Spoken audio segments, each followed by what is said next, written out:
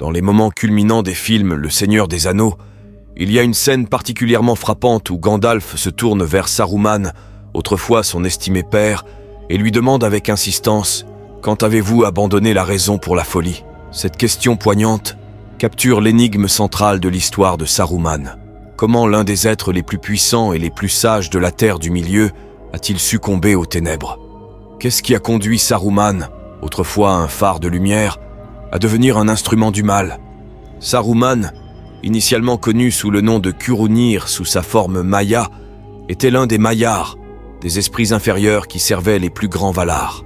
En l'an 1000 du Troisième Âge, les Valar ont sélectionné 5 de ces Mayars pour voyager en Terre du Milieu, chargés de la mission de protéger ces peuples contre la menace croissante de Sauron. Ces 5 êtres sont devenus connus sous le nom d'Istari, ou magiciens, et leur but était de guider, soutenir et aider les peuples libres de la Terre du Milieu à résister aux ténèbres. Les premiers indices de l'arrogance et du ressentiment croissant de Saruman sont apparus lors de la sélection des Istari. Saruman n'a pas attendu d'être choisi, il s'est porté volontaire avec empressement, s'attendant clairement à être reconnu comme le leader du groupe. Son assurance et sa confiance étaient palpables, et il se croyait le plus capable et le plus puissant des 5 magiciens. Bien que Saruman ait été le 3e magicien à partir pour la Terre du Milieu, Varda, la Reine des Étoiles, a tenu à préciser que Gandalf, qui était réticent à assumer cette mission et a dû recevoir l'ordre de partir, n'était pas le 3e dans l'ordre de préséance. Ce geste subtil mais significatif laissait entendre que Gandalf était tenu en plus haute estime par les Valar, malgré les suppositions de Saruman sur sa propre supériorité. Yavanna, la Vala de la nature et des choses en croissance, a demandé que Radagast accompagne Saruman en Terre du Milieu. Cette décision semblait impliquer que Saruman avait besoin d'assistance ou qu'on ne pouvait pas lui faire confiance pour protéger seul les intérêts de la nature, ce qui a sans doute blessé son ego. Avec le temps, cette légère offense s'est transformée en dédain pour Radagast, que Saruman appellerait plus tard avec dérision Radagast le simple et Radagast l'imbécile. Lorsque les Istari arrivèrent en Terre du Milieu, Círdan, l'un des elfes les plus sages de la Terre du Milieu, a reconnu le potentiel de Gandalf, a vu en lui un leader digne et lui a donc donné Narya, l'anneau de feu. Comme nous l'apprenons dans les contes inachevés, Saruman a fini par découvrir que Gandalf avait reçu ce puissant cadeau et a commencé à nourrir une profonde envie. La chute de Saruman avait commencé bien avant qu'il ne cherche ouvertement le pouvoir.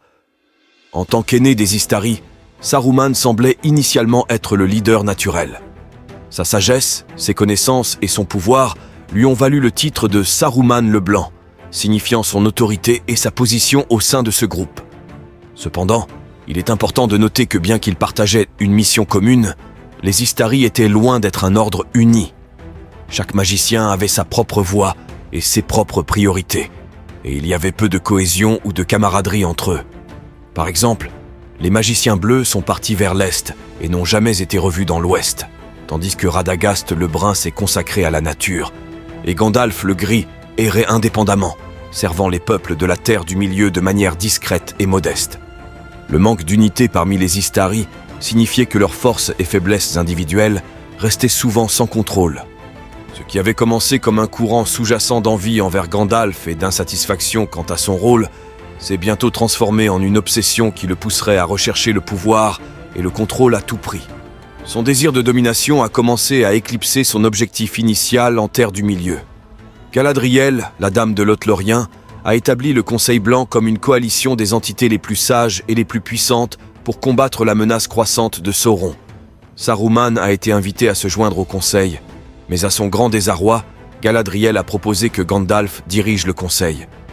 Gandalf, fidèle à sa nature humble et modeste, a décliné l'offre, préférant rester libre d'errer et d'assister là où il se sentait nécessaire. Dans le refus de Gandalf, Saruman a trouvé un répit temporaire pour son ego et a été nommé à la place comme le leader du Conseil Blanc. Cependant, le mal était déjà fait. À partir de ce moment, le tourment intérieur de Saruman est devenu plus prononcé et il a commencé à s'isoler de ses pairs. Il est devenu de plus en plus secret, ne collaborant plus avec les autres membres du Conseil et se concentrant plutôt sur ses ambitions personnelles. Il a commencé à se distancer des autres Istari, ne les voyant plus comme des alliés dans une mission partagée, mais comme des rivaux potentiels ou des obstacles. Il regardait les elfes en particulier Galadriel, avec suspicion, et son dédain pour Gandalf s'est transformé en une obsession. Gandalf était devenu tout ce que Saruman craignait et enviait, respecté, sage et choisi par les Valar. Saruman a commencé à s'intéresser à des connaissances plus sombres, se concentrant sur les choses mêmes qu'il avait été envoyé en Terre du Milieu pour combattre. En tant que chef du Conseil Blanc, Saruman semblait initialement remplir son rôle en utilisant ses connaissances pour s'opposer au Seigneur des Ténèbres. Saruman devint de plus en plus intéressé par la compréhension de ses méthodes et des secrets derrière son pouvoir. Il commença à étudier l'histoire et la fabrication des anneaux de pouvoir, y compris la création de l'anneau unique lui-même. Il se convainquit qu'en comprenant les méthodes de l'ennemi, il pourrait le contrôler et finalement le vaincre. Il sous-estima le danger inhérent à de telles études, ne réalisant pas que sa quête de pouvoir le transformait en quelque chose de plus proche du Seigneur des Ténèbres qu'il cherchait à comprendre. Lorsqu'il obtint l'accès à Orthanc, l'ancienne tour d'Isengard, Saruman établit une base d'opération permanente. Dans cette forteresse se trouvait un objet d'immense pouvoir, le Palantir, l'une des pierres de vision créées dans les temps anciens. Cet artefact puissant permettait à son utilisateur de communiquer sur de vastes distances, d'observer des terres lointaines et même de scruter l'esprit des autres. Saruman, toujours avide de plus de connaissances et de contrôle, s'empara avidement du Palantir, y voyant un moyen d'étendre son pouvoir et son influence. Cependant, le Palantir s'avéra être la perte de Saruman. Ce qu'il n'avait pas anticipé, c'est que Sauron, maintenant en possession d'un autre Palantir en Mordor, pouvait l'utiliser comme un moyen de l'atteindre et de le corrompre. Par cette connexion, Sauron put influencer et manipuler Saruman, alimentant ses peurs, ses ambitions et son désir de pouvoir. Au fil du temps, Saruman tomba sous l'emprise de Sauron, bien qu'il ne se soit jamais complètement soumis au Seigneur des Ténèbres. Le cœur de Saruman fut entièrement corrompu. Il n'étudiait plus simplement le savoir obscur. Il l'embrassait activement, l'utilisant pour poursuivre ses ambitions et accroître son pouvoir. À la fin de cette période, Saruman était devenu un traître non seulement pour le Conseil Blanc, mais aussi pour sa mission originelle de protecteur de la Terre du Milieu. Sa descente dans les ténèbres ne fut pas une plongée soudaine, mais un processus graduel et auto-infligé. Après avoir assumé la direction du Conseil Blanc, Saruman fit clairement comprendre qu'il n'avait aucune intention de suivre sa mission originelle d'opposition à l'influence croissante de Sauron. Lorsque Gandalf découvrit que Sauron était revenu et se cachait à Dol Guldur dans le sud de la Forêt Noire, il exhorta le Conseil Blanc à lancer une attaque contre le Seigneur des Ténèbres. Cependant, Saruman utilisa son autorité pour s'opposer à cette proposition. La véritable raison de la réticence de Saruman n'était pas le souci du bien-être du Conseil ou des risques encourus, mais plutôt une décision calculée de laisser l'influence de Sauron croître. À cette époque, Saruman avait déjà commencé à chercher l'anneau unique lui-même, croyant qu'il pourrait le revendiquer et l'utiliser pour dominer la Terre du Milieu.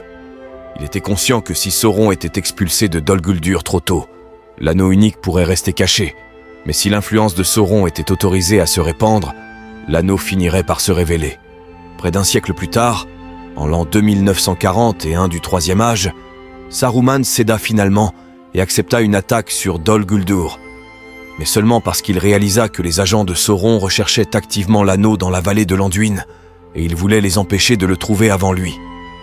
Après l'attaque sur Dol Guldur, Sauron se retira en Mordor, et Saruman retourna à Orthanc, où il redoubla d'efforts dans sa recherche de l'anneau. Il utilisa ses ressources pour envoyer des espions dans la vallée de l'Anduin, guettant tout signe qui pourrait le conduire à l'emplacement de l'anneau.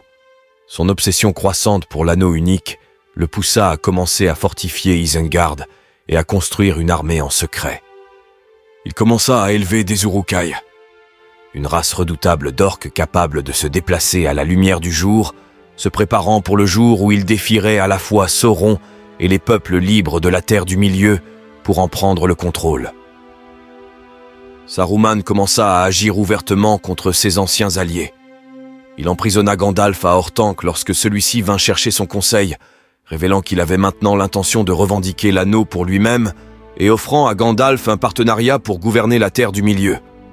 Lorsque Gandalf refusa, Saruman montra son vrai visage, se déclarant ennemi des peuples libres et s'alignant, du moins en partie, sur les objectifs de Sauron. Il déchaîna ses forces contre le Rohan cherchant à établir son propre domaine de pouvoir à l'ouest.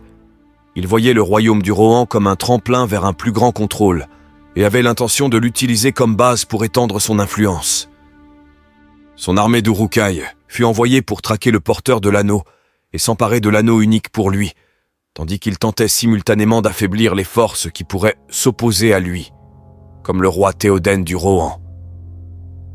Si nous devions identifier un moment précis où la chute de Saruman a commencé, il pourrait être tentant de désigner l'année 3000 du Troisième Âge, lorsqu'il est tombé sous l'influence de Sauron à travers le Palantir et est devenu un traître au Conseil Blanc.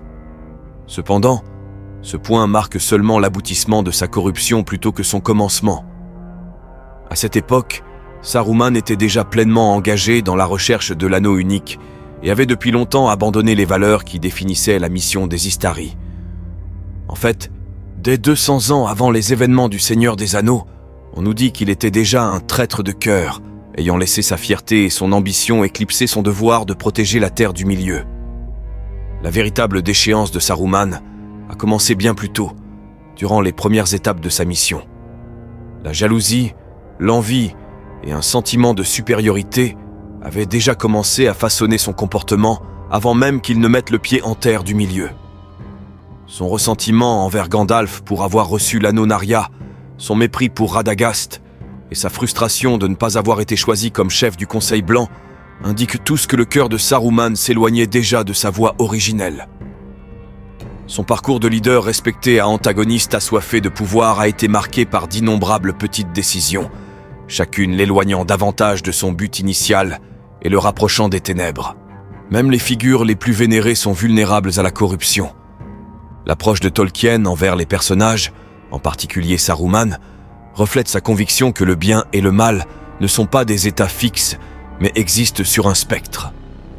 Ce sont les hobbits sans prétention, petits, humbles et non corrompus par de grandes ambitions, qui se sont élevés à la grandeur et ont joué un rôle crucial dans la défaite des ténèbres. Saruman a trouvé sa fin non pas dans une grande bataille, mais parmi les gens même qu'il considérait comme insignifiants. Merci beaucoup d'avoir regardé cette vidéo. Si vous l'avez appréciée, celle-ci pourrait vous plaire également.